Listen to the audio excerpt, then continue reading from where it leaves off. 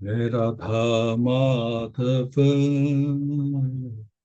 Jaya Kunj Bihari Jai Radha Madhava Jaya Kunj Bihari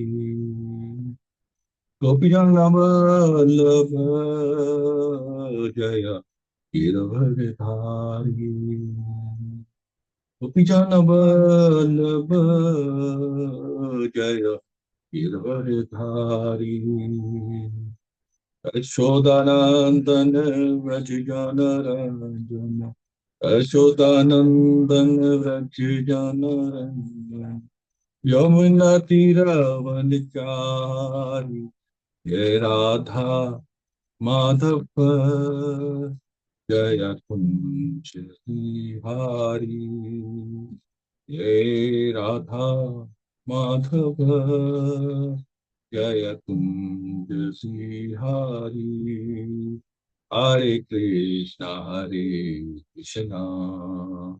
Krishna Krishna Hare Hare Hare Rama Rama Rama Hare Hare Hare Krishna Krishna Krishna Hare Hare Hare Rama Rama Rama Hare Hare Hare Krishna Krishna Krishna Hare Hare Hare Rama Rama Rama Hare Hare Hare Krishna Krishna Krishna Hare Hare Hare Ram Ram Ram Hare Hare Hare Krishna Krishna Hare Hare Hare Ram Ram Ram Hare Hare Hari Hari Bo. So we are now on chapter 2, Canto 1, and we shall make a start.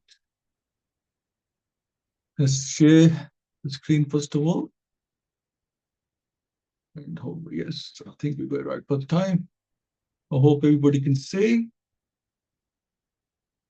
Okay, let's do some prayers. Om Gyanatimirandhasya Gyananjana Shalakya Chakshur Unmilitam Yena Tasmai Shri Guruve Namah Shri Chaitanya Manobishtam Sthapitam Yena Bhutale Samrupa Kadameyam Dadati Swapadantikam Vandeham Shri Guru Shri Yuttapadakamulam Shri Guru Vaishnavscha Shri Rupam Sagrajatam Sagana Raghunathanvitam Tam Sajiv Sadhvetam Savadutam Krishna Chaitam Krishna Chaitanya Devam Shri Radha Krishna Padam Sagana Lalita Shri Vishakhanvitam Cha He Krishna Karuna Sindhu Dinabantu Jagatpate Gopesha Gopika Kant Radha Kant Namastute Tapta Kanchan Gaurangi Radhe Vrindavan Veshwari Rishabhanu Sutadevi Brahmami Hari Priye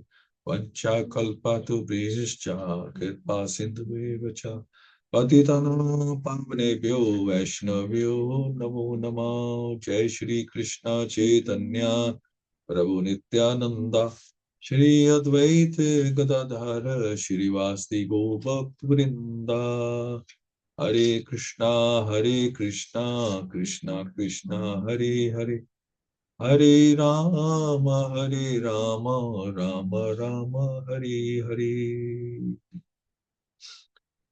Om Namo Bhagavate Vasudevaya, Om Namo Bhagavate Vasudevaya, Om Namo Bhagavate Vasudevaya.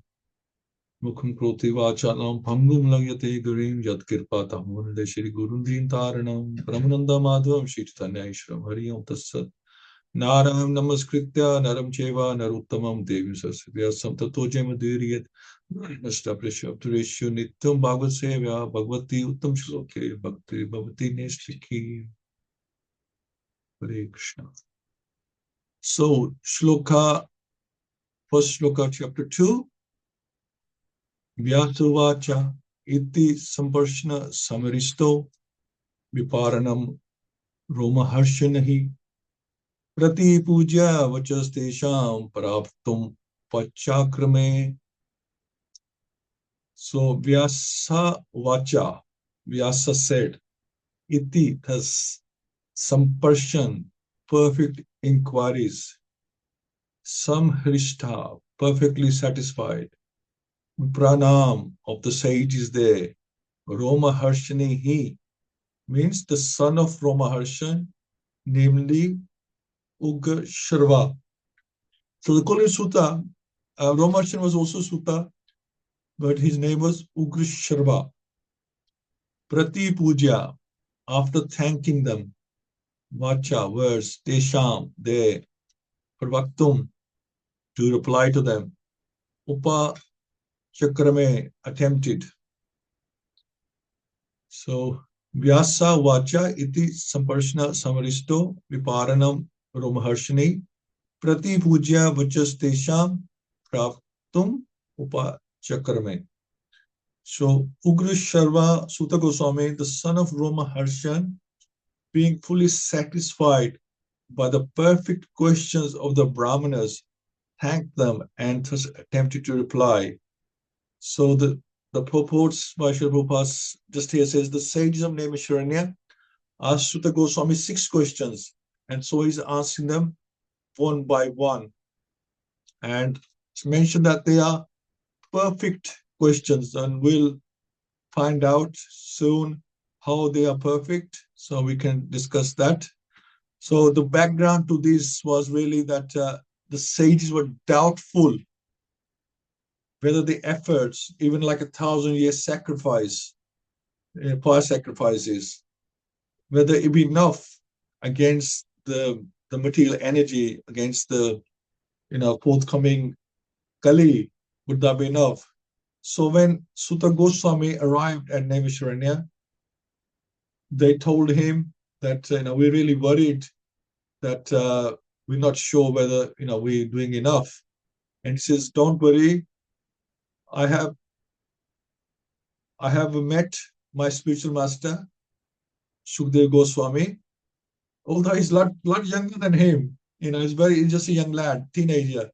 Whereas Sutta Goswami is a learned old personality, and yet he's accepted him as his spiritual master, which means that being highly elevated doesn't necessarily mean you have to be old. You can be highly elevated from very young age as well. So the sage want to know, what did Sutta Goswami learn about the poor souls suffering in the dark age of Kali, because that was the motivation at the moment, to find out how we can help this, how we can have compassion for these people. So Sutta Goswami responded, explaining the abominable conditions of the sage. He said, yes, you're right, there are going to be a lot of problems, and and they've already seen signs, all these problems coming up.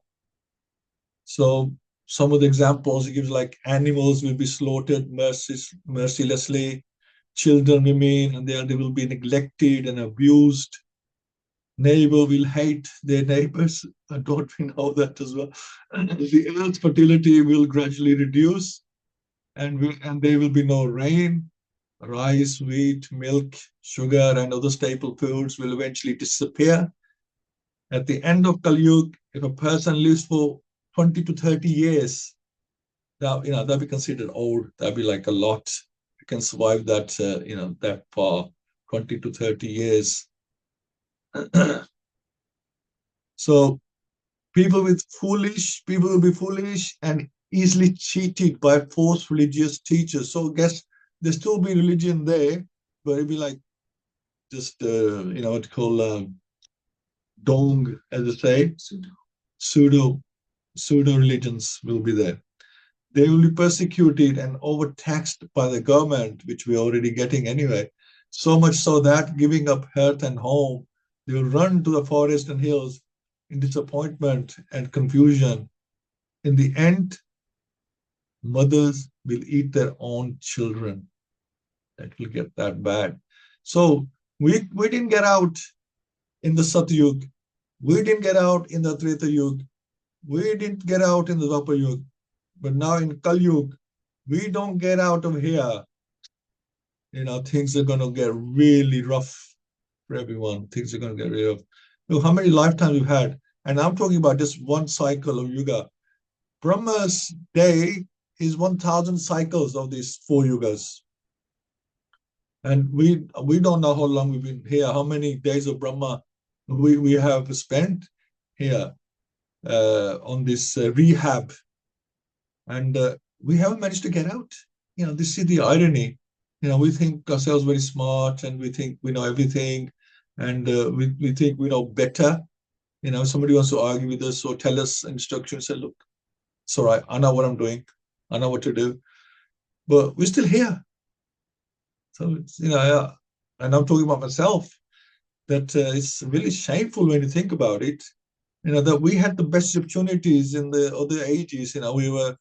Kali wasn't strong then. We didn't have a very commendable enemy or competitor in the previous ages, that it wasn't that strong. And now we have to contend with Kali Yuga, and the material energies is so strong. So good luck with that. But Krishna still made it easy for us on the other side of the equation. So look, you don't have to work so hard for bhakti, devotional service, do some chanting, and you got a good chance. So we work on that right now. Listen to Bhagavatam, hear Bhagavatam. So sages realized this was worse than they imagined. Definitely their sacrifices which they were doing would not be sufficient. So Sutta assured the sages, be peaceful, for Sukadeva Goswami had taught him the most effective method for counteracting these evils. So Sutta Goswami felt like a messenger who would pass on the teachings from his spiritual master as he heard them. Or like we sometimes say, like a postmaster will deliver the message as he received it. So these sages had created 6 questions collectively to ask Sutta Goswami. What is the most beneficial for humanity? What are the essential duties given in the Vedic scriptures? Why does the son of Devaki appear? Or why does he appear as the son of Vasudeva and Devaki? Describe Krishna's pastimes. Describe the pastime of Krishna's in other incarnations. And who did religious principles take shelter after Krishna left this world? So this is like a formula for us to help us in this yuga. So all these questions are relevant for the people in the Kali Yuga. So let's see how we go on with that. So we'll go on to text 2. Sutavacha. Yam pavarjantam anupetam apeta krityam depaino virakatra ajuhava putreti tanmeyatya travo bhinetus tam sarva bhuta hirdayam munim anatosmi. So Sutta Goswami Vacha said, Yam, whom pravarjantam, while going away for the renounced order of life, anupetam, without being reformed by the sacred thread, apeta, not undergoing ceremonies, krityam, prescribed duties, devapayanaha, which is Vyasadev's name, viraha, separation, katraha, being afraid of, ajuhav, exclaimed, putra iti, O my son, tat maya daya, being absorbed in that way, taravaha, all the trees, abhi nedu, responded, tam, onto him, sarva, all bhuta, living entities, hirdayam, heart, Munim sage, Anataha Asmi, offer obeisances. So Sutta Vacha Yam Pravijantam Anupetam Apeta Krityam Depaino Vira Katra Ajuhava Putreti Tam Mayetea Travo Bindus Tam Sarvabhuta Hirdya Munim Antosmi.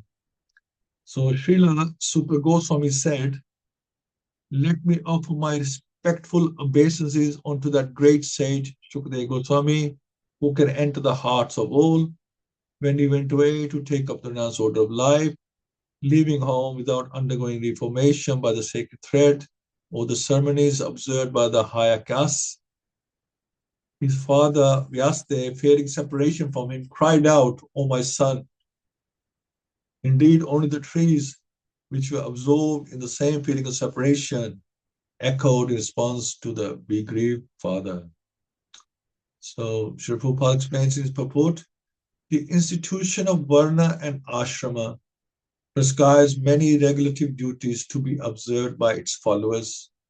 Such duties enjoin that a candidate willing to study the Vedas must approach a bona fide spiritual master and request acceptance as his disciple.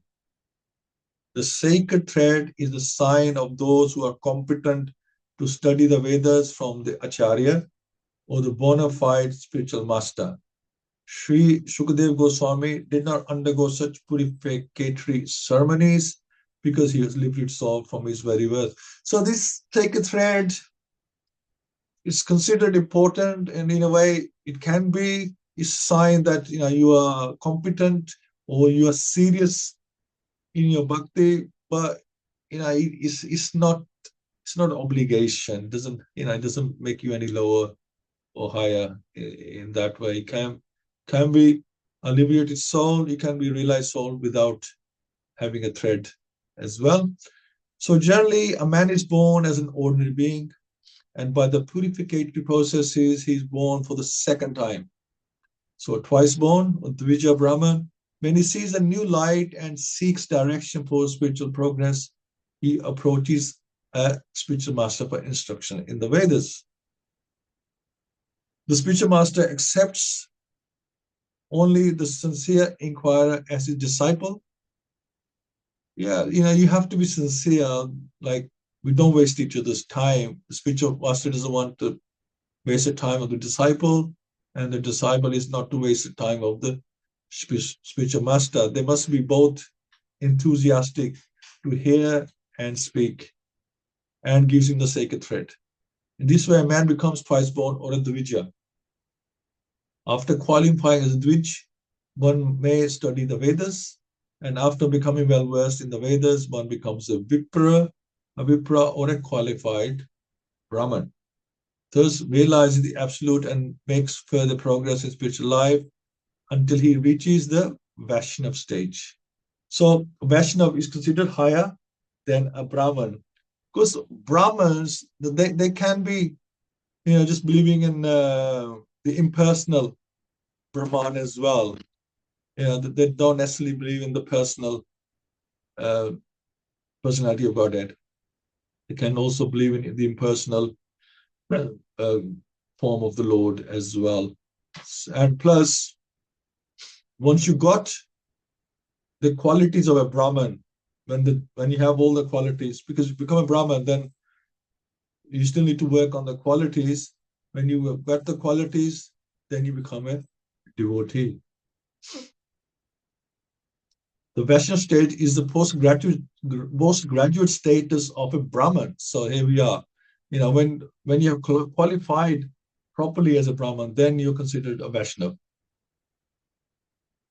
So a progressive Brahman must necessarily become a Vaishnava. For a Vaishnava is a self-realized learned Brahman.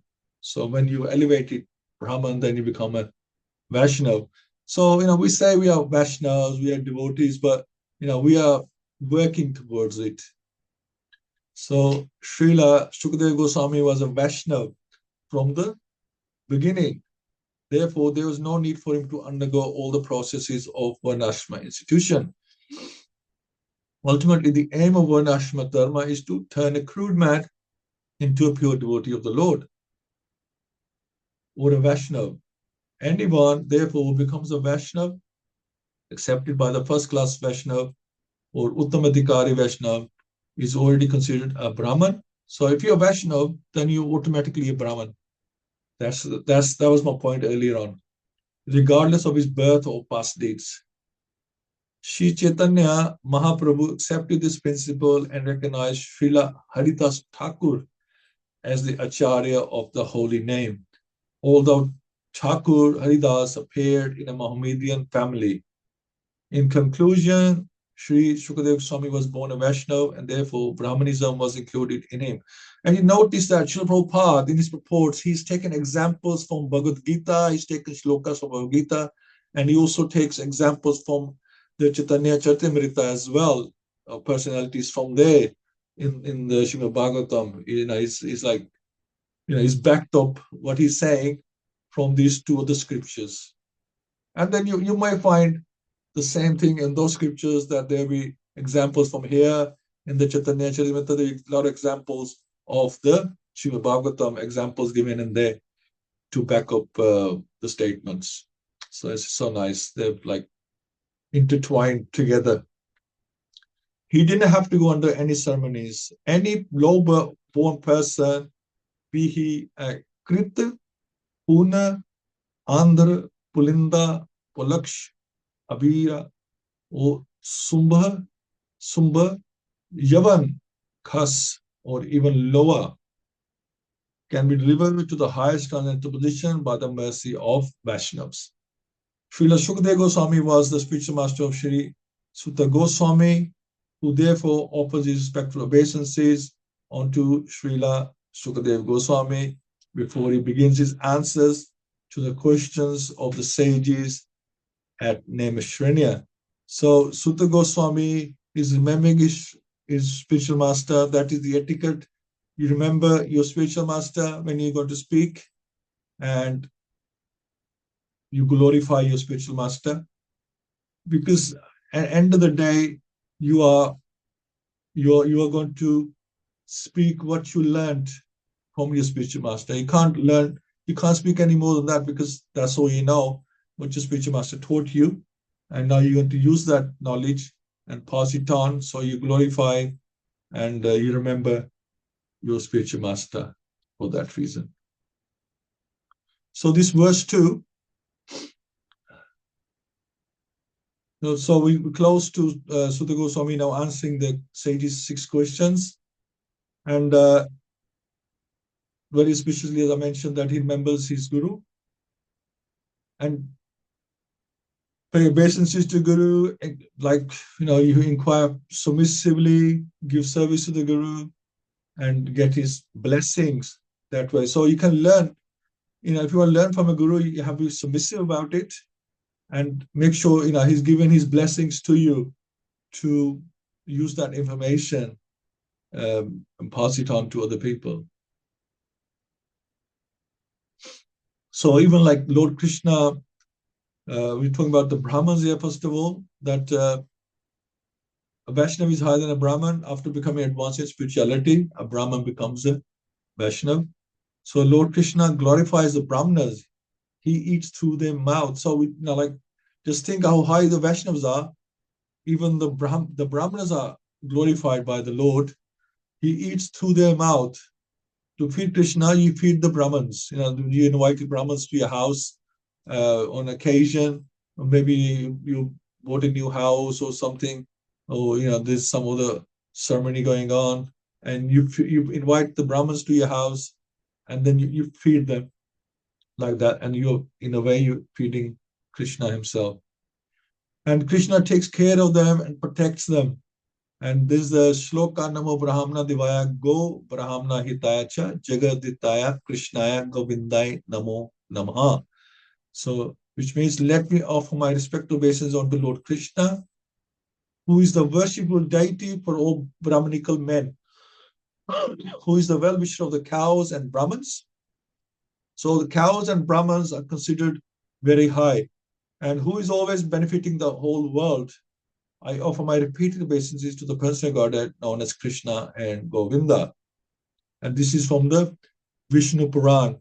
And the problem we have now in the Kali Yuga, there is no respect for the cows and there's no respect for the Brahmins. And this is why, it's getting degraded, because those things are very important to have respect for Brahminical culture, look after them, and look after the cows as well.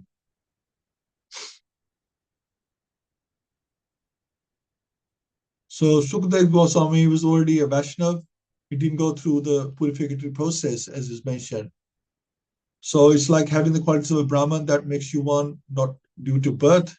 Vaishnav is a self-realized, learned Brahman, as we mentioned earlier. Vaishnav is a postgraduate Brahman, as I said earlier. So he automatically gets qualities of a Brahman.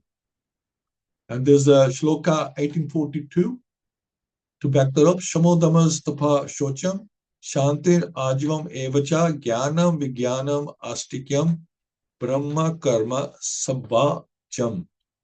So qualities of Brahman, or graduated Brahman in this case, or Vaishnav.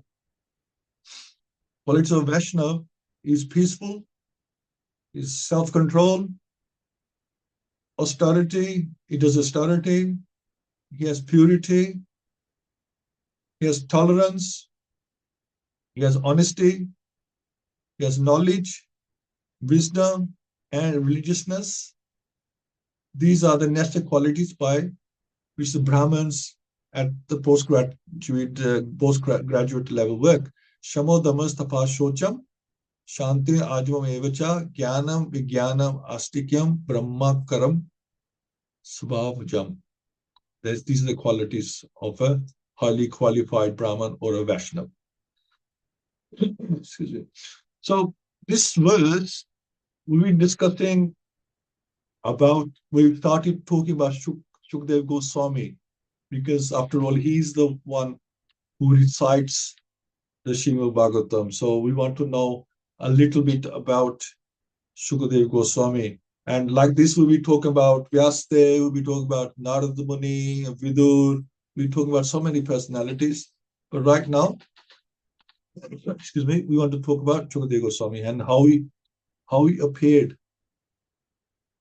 So if we go back to the time when Radha Krishna were here, so when Radha and Krishna left this world, they asked Radharani's parrot, and that's Sukha parrot. That was Shukadeva Goswami. He was Radharani's parrot, to remain behind. But he's a transcendental parrot. He's got special powers.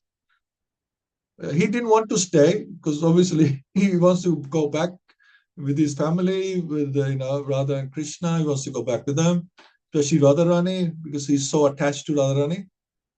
He didn't want to stay, but they said, look, you have to stay for a bit. So Radharani said, don't worry. Whenever there is glorification of Krishna, you will feel our presence there. Because he said, I can't live in this separation. I'm going to miss you both so much. He said, look, whenever there's glorification, so you make sure, in other words, that glorification goes on. And whenever there is glorification, you will feel our presence here. So Sukha understood that there must be a great service waiting for him.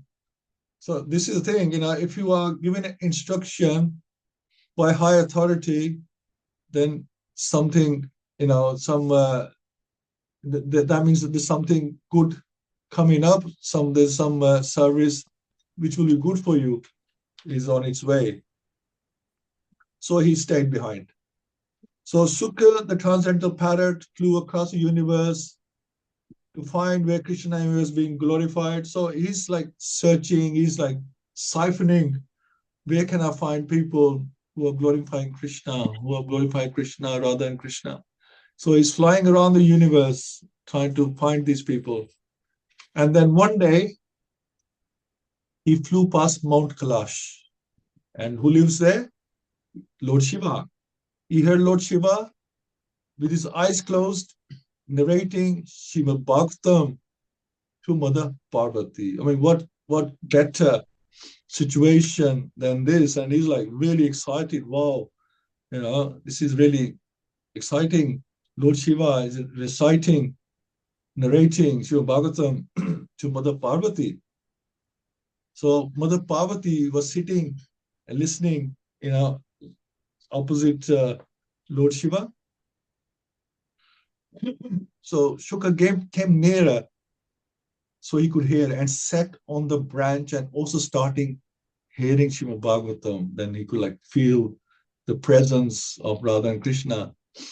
So Lord Shiva had asked Mother Parvati, when you're speaking and even on the phone, you expect the person to respond. So, they've heard you and then you carry on.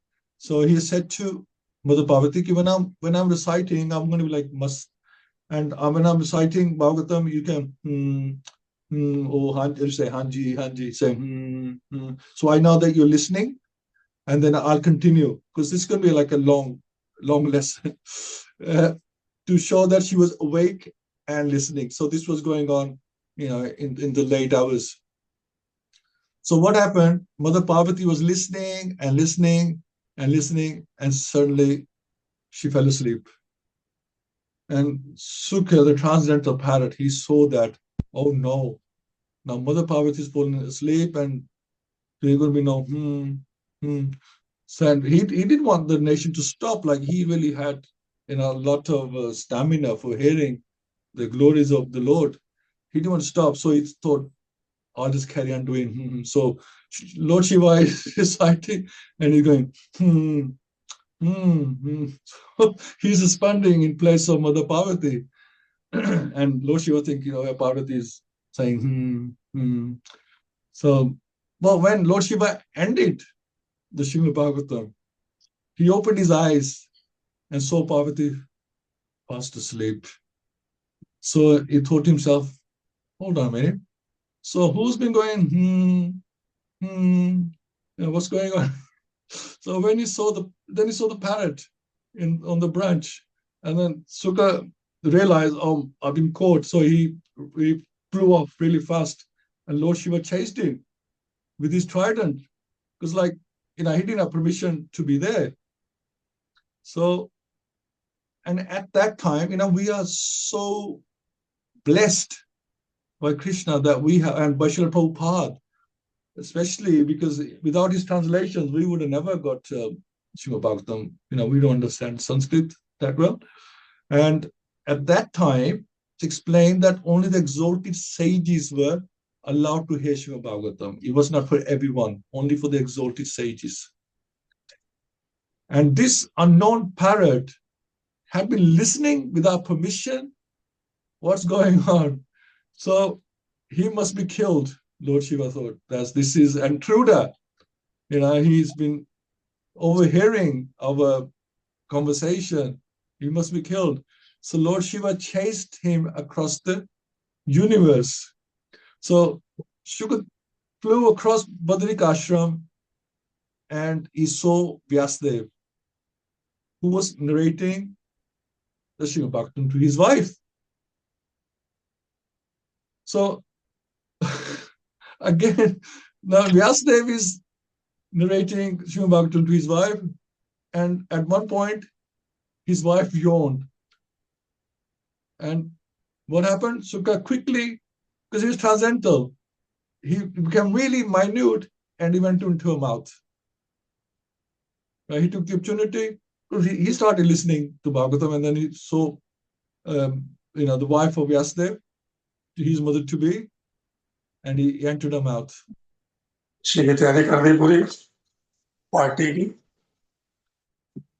And where was I? At one point, his wife yawned and Shuka quickly went transcendently into her mouth. That is how she gave birth. Shuka, Vyasadeva. So Vyasadeva was there, and Shiva, he had been chasing Shuka, and Vyasadeva said, look, it's okay. Please don't harm him. Don't hurt him.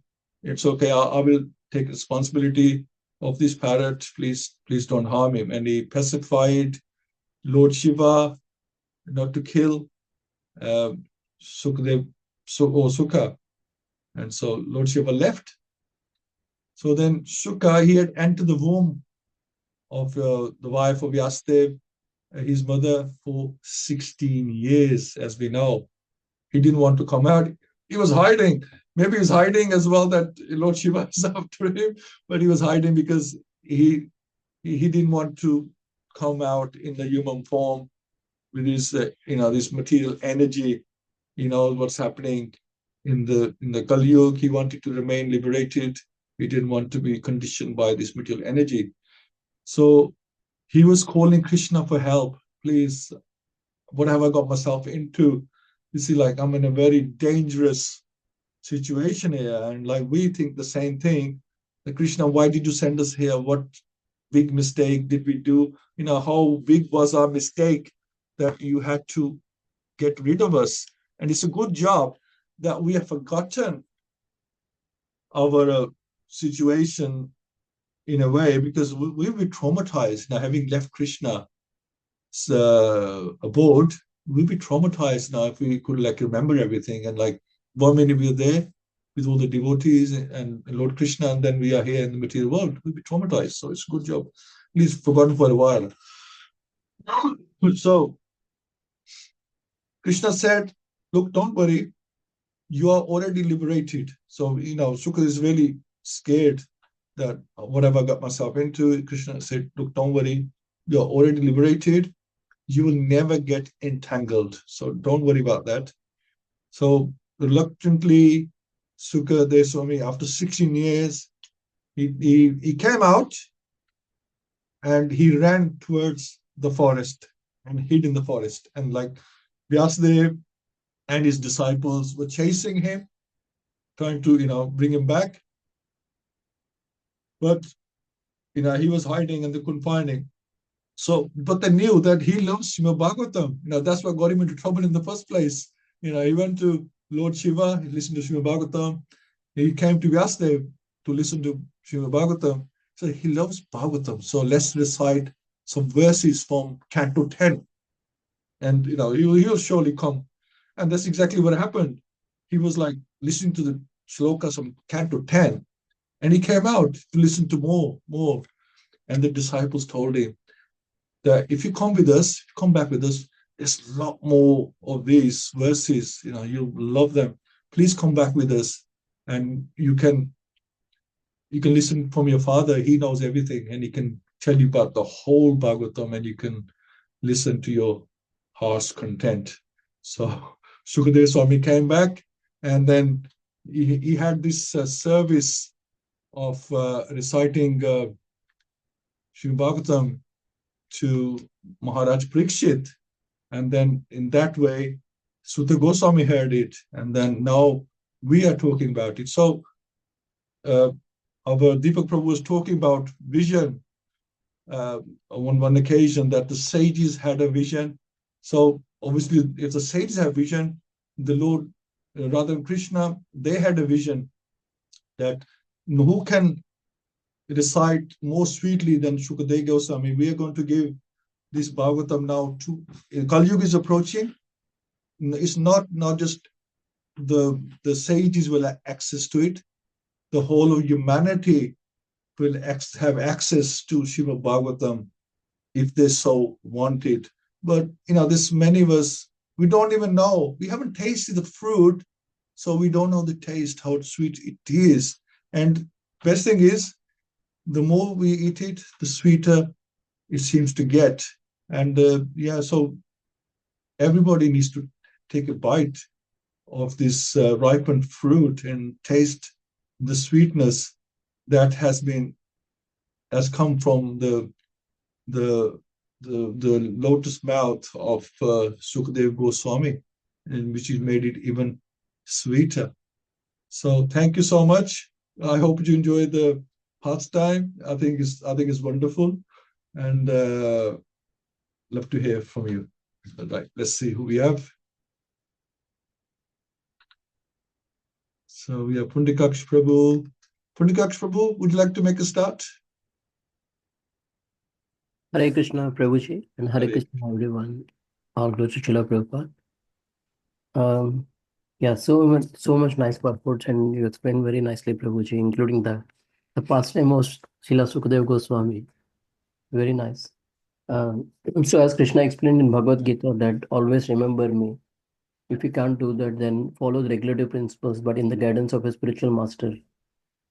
I remember like Arjuna asking in the chapter 17, very first question, that there are people who follow the regulative principles of their own concatenation. So what will happen to those? So we have to follow regulative principles only as per Vedas, because Krishna, when he created this material world, he gave us Vedas as well. And along with that, he gave spiritual master who can actually translate that Vedic scriptures to us in a form which we can understand and apply as well. And you mentioned spiritual master accepts only sincere devotee. So my Gurudev always used to say that I can turn anyone into a devotee only if they are not have duplicity and crookedness. So if they don't have these two things, then I can make anyone a disciple. Into devotion of Sri Krishna. Um, and I was reading Srila Prabhupada class on this particular text, which is second one. Prabhupada mentioned more on the samskaras. So it's a responsibility of a father to perform samskara of the children.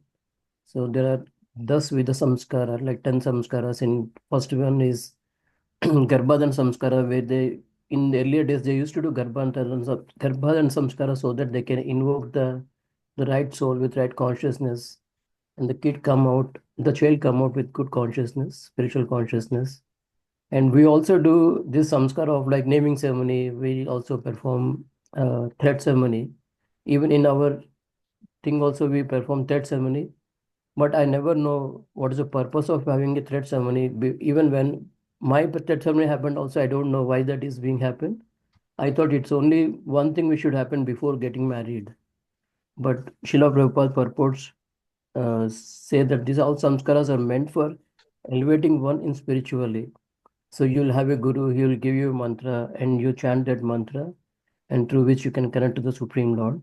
Um, and be only being sincere and follower of the spiritual master. That's all, Prabhuji. Hare Krishna. Thank you. Wonderful. Thank you so much, Prabhu. I want to hear from our Deepak Prabhu. Prabhu, are you available to talk at the moment? And hope you're well. Hare Krishna, Babuji. Hare Krishna. Feeling better? Yes, feeling better today. Returning to work now.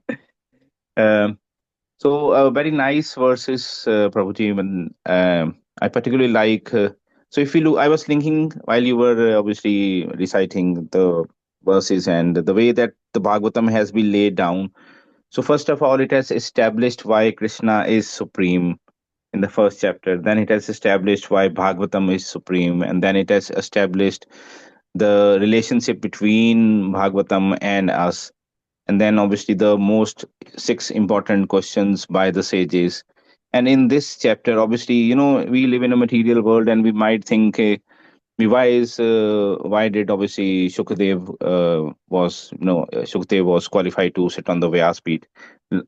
Like in nowadays, we see that every guru has ultimately, so there is a guru or somebody who's reciting Bhagavatam or any kind of katha, and then they say there is a Chote Guruji who is their son or mama or bhanja, or they just pass it on to over to them. Like in older days, we used to say doctor ka beta doctor and engineer ka beta engineer. So it is not that obviously because he is the son, just because he is the son of Vyasadev, that he is sitting on the Vyas Peeth and he is qualified. So there is a whole, like you have recited, there's a whole deep down story onto it, that why was he qualified to sit on the Vyas Asan, and why he is equally qualified to recite Srimad Bhagavatam. So I think that's very, very enlightening, because nowadays in this material world we so much see that even even in our temples and gurudwaras in and around, everybody, they have become more of like a family affair. So let's say I'm the president, I'll see that okay, my son is the cashier and my mama or chacha is an accountant and things like that. So here, and that's the first thinking that will come to our mind. But now it clearly shows that okay, why, if Sukhdev Goswami is reciting this, and what is the reason? It is not that he has been just picked up because he's the son of Vyasdev. So that's very important. And second was obviously that the Vani and the Brahman and the Vaishnav stages. So it is just like that you graduate in your normal days. So you go to a school, you do your college, and then you do your graduate, and you become a postgraduate. Rightly you said that we all like to call ourselves Vaishnavas, but are we true Vaishnavas? It will take ages for us to reach that Vaishnav stage, but work in progress. Slowly and steadily, I think we'll sure reach there with the blessings of Prabhupada, with the blessings of our Guru, and with the blessings of true Vaishnavas and people like you who are supporting us, educating us, enlightening us, are Shiksha Gurus, and they enlighten the path. So every light ultimately helps to reach the destination. That's it, Prabhuji. Hare Krishna. Hare Krishna. We're all learning together, bro. I'm learning. This is why I have this discussion, because I'm learning from your perception as well, how you understood it. And I think, yeah, that's we put all this collective pool together of realizations, and it just makes it more exciting, because there's many things I haven't thought about, and we all have a way of looking at things. So it's so exciting. Yeah, absolutely right. And Sukadev Goswami, he's going to recite Srimad Bhagavatam, or he has started. Well, he will be in this context that we need to know. It's like introduction, isn't it? When somebody's going to give class, then the MC will get up and explain who is about to speak. Is he qualified? What's his background? You want to know. Am I going to spend my time listening to somebody who's going to teach me something? So I guess it's like that. They introduced Sukadev Goswami. So we're excited. Wow, he's a transcendental parrot of Radha Krishna. Yeah, he's like somebody really important. He's somebody who blessed. He's always with Radharani. Even Krishna's thinking, I'm not with Radharani as much as this parrot is. So we want to know from him, firsthand. Who know better. So thank you, Prabhuji. Okay, Hina Mataji, Hare Krishna. Hare Krishna, Prabhuji. Hare Krishna, everyone. Please accept my humble obeisances. All glories to Srila Prabhupada. Thank you so much for a very nice Leela. I was just thinking about Sukadev Goswami being such a pure and liberated soul from birth, and obviously so highly qualified to answer the questions from Sutta and the other saints who had gathered. He's truly such an extraordinary, empowered soul, really. And for me, things like some very nice points have already been covered, but I was just thinking about how he was within the womb of his wife's womb for 16 years, obviously not wanting to come out. And it just goes to show how bad, in his view, he didn't want to come out because of this conditioned world. He wanted to remain liberated, unaffected, and not get conditioned by the world. He knew how bad it is out here and the influences that are out here. And it just sets a really good example. He sets a good example of how one should live life in the material world. So having come out of the womb, he devoted his life to speaking Srimad Bhagavatam, and he had a specific role in that form. I felt it was very instructive to us as well. That the message there is about how can we devote our life to the Lord. Essentially, now we're out here, we're in this conditioned world. What can we do now? And he sets the example. He sets a very high bar, very, very good example that it's about devotion and dedicating yourself to the Lord. That was it. Thank you so much, Prabhuji. Krishna. Thank you so much. We would like to notice we have to Prabhupada to make the best of a bad bargain. So we have this bad bargain. We are surrounded by material energy, and we have this material body to contend with. We have the five senses. We have the mind. For us, it's a lot. It's a lot to contend with. The three types of miseries to contend with. So whatever we have, we need to rise. We need to rise above them and really connect ourselves. If we just keep engrossed in the material energy, then we really don't stand a chance. We need to rise above that energy and take shelter of the Supreme Personality of Godhead. Thank you, Mataji. Praveen Mataji, Hare Krishna. Hare Krishna, Prabhuji, Dandavana. Yes, very nice pastime. Yeah, so I was thinking the same, we just have to engage more and more in the service of the Lord, association of devotees, because we are given this chance. Yes, we wanted to enjoy, but Krishna is so merciful. He's given us a chance, to come back. And the only way is to engage in devotional service, to please him and go back to him and understand what is our real purpose in life is. So we have to make the right choices. Hare Krishna. Thank you, Prabhuji. Hare Krishna, Mataji. Yeah, we got out of the entangle, actually. We're in a bit of a mess. When you think about it, we really have got, in a bad position, but most people don't even realize it, how bad it's got. And then it's like being in a river, like a really fast flowing river, and you can see ahead, like you see in sometimes in the movie, you see the river flowing fast and you're coming, then you can see that there's a big drop suddenly a bit further up, and you think, oh no, you're trying to hold on to something, a rock or something like that, you're gonna have a massive, there's a waterfall, and you're gonna go straight down, so dangerous, you could die, with the fall. So it's like that. The Kali Yuga is going to be so degraded that we're really headed for a big fall. And we've got 10,000 years, as explained by Srila Prabhupada. We have 10,000 golden years. We don't get out of it. Best to get out of it right now, because we don't know whether we're going to get another chance. But that's all we got after that. It's a big, big drop, into God knows what. Right? It's really bad.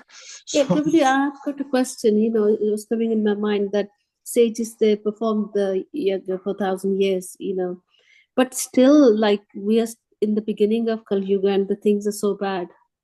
And we don't even want to imagine what it's going to be like, in the future years. So why still the impact is so bad in the beginning also?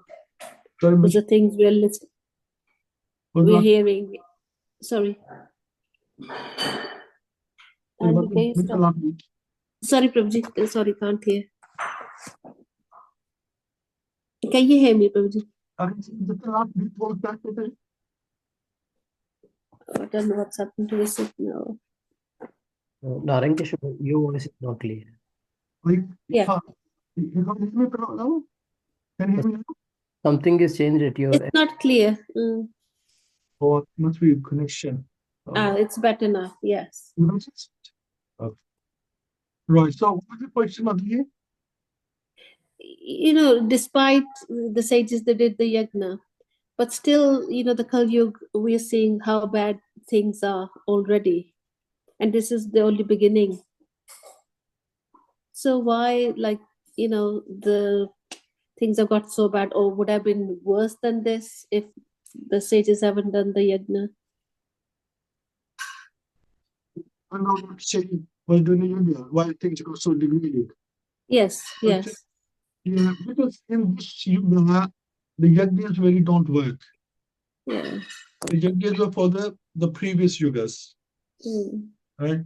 So the yajnas are not meant to be done. I mean, at that time, they were just you have every yuga, there's a gap, right? So you have the Dwapar Yuga, and then there's a gap in between, and then Kali Yuga starts. It's not straight way it starts. There's a gap between.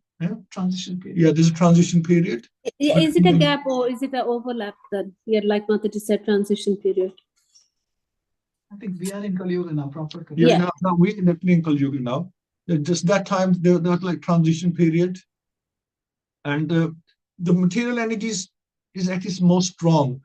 Now, material energy is most strong from the other yugas, and other sides, the fire sacrifices don't have much effect against the material energy in this yuga. This is why it's recommended, go for the best now, go for the chanting of the holy name, because Krishna has invested all his energies in his holy name. That's the only shield protection we have now, is that So because energy, material energy is getting stronger and stronger. It's getting stronger all the time, and it will carry on getting stronger. And the effect of the yogis is really not strong enough to neutralize that. The only thing can neutralize it is Srimad Bhagavatam, the principles, teaching people the principles of Srimad Bhagavatam and chanting of the holy name. See, everybody has to do it. Just at the moment, just a handful of us are doing it. It's not enough. It's like a minority. This will say every town, every village. If this is going on, then we're all going to shield against material energy can't touch us. Collectively, we're very strong. Individually, we're not so strong. This is why association is important. Collectively, we're going to have a big pool of people. Collectively, there are going to be a lot of people to fight against Maya. The Maya can't touch us if we are together in this, right? So, yeah, the main thing is Maya is getting stronger and stronger as the Kali Yuga is going on. The material energy is getting more stronger because it's they are king now. It's the time of Kali. This is his time. He's at his best in this yuga. So we have to. Krishna has given us the antidote for this yuga, and we have to use that. It's not using a weapon that appropriate for the enemy. You have to use the right kind of weapon against it because the enemy is strong and it's getting even stronger all the time. This is the way how it works, Mataji. This is how that's the system. Everybody. This is Kali has his service, and Kali will do his service to his best, and he's getting better. He's getting more experienced. He's getting better and better day by day. Yeah, thank you so much, Prabhuji. Thank you. Hare Krishna, everyone. I just read a very nice message from our Guru Maharaj, His Holiness Jayapataka Swami. He said, if any karma is given, it means that you still have some attachments, and this is to help you become more and more advanced. And I thought this message today, which I read, is so appropriate to today's class we had this morning. That like Shukadev Goswami, we have to have more and more love to hear Srimad Bhagavatam. So in the beginning, Krishna has given us the format that this is what we have to aspire. We have to aspire to have a love for hearing the message of Krishna in the form of Bhagavatam, just like Shukadev Goswami. So we have to have the hearing power and the appetite for hearing just like him, because this is the only way for this yuga. Everything else is going to make us happy for a little bit. The Maya, the material, happiness, the things we enjoy in our lives, they only make us happy and we get bored after that. We want something new. This is how the senses work, and this is how the Maya works. Maya knows that we are fools, and it can fool us every time. It will give us something better. For example, when the mobile phone started, people were happy with 2G, 1G. Now look at 5G, and slowly we were laughing that the other day when we were going past this, the mobile phone masts, that in the beginning they used to have a big hue and cry, oh, these are not good for the people's health. Now the masks are everywhere. They're getting taller and taller. So Maya is getting stronger and stronger, and we have to make our appetite to hear the Krishna Katha more and more. And we have to have this appetite to come to the association wherever the Krishna Katha is going on, wherever we have got a chance to clear our doubts and hear. And it is so nice. When you discuss Srimad Bhagavatam again and again, you understand how systematically Krishna has put everything. It's just we have to have those chakshus, those eyes, those ears. Our eyes are our ears in this yuga. So we have to have them, clean all the time. We have to make sure they're in right working order, so that if we can hear the right, then the right message will go inside our hearts, and the Paramatma in our heart, that is the localized form of Krishna in our hearts, we will get connected. And then our Mahamantra is also going to be more relishable. Then we'll be able to chant automatically all the time in our heads. That is my key points I took today. Hare Krishna. Hare Krishna. Thank you so much. And thank you all. Thank you to my Father Lordji who's joined today. And thank you so much. And we'll catch up again on Wednesday. Srimad Bhagavatam ki jai. Srila Prabhupada ki jai. Bhaktivedanta ki jai. Jai. Thank you. Hare Krishna. Hare Krishna.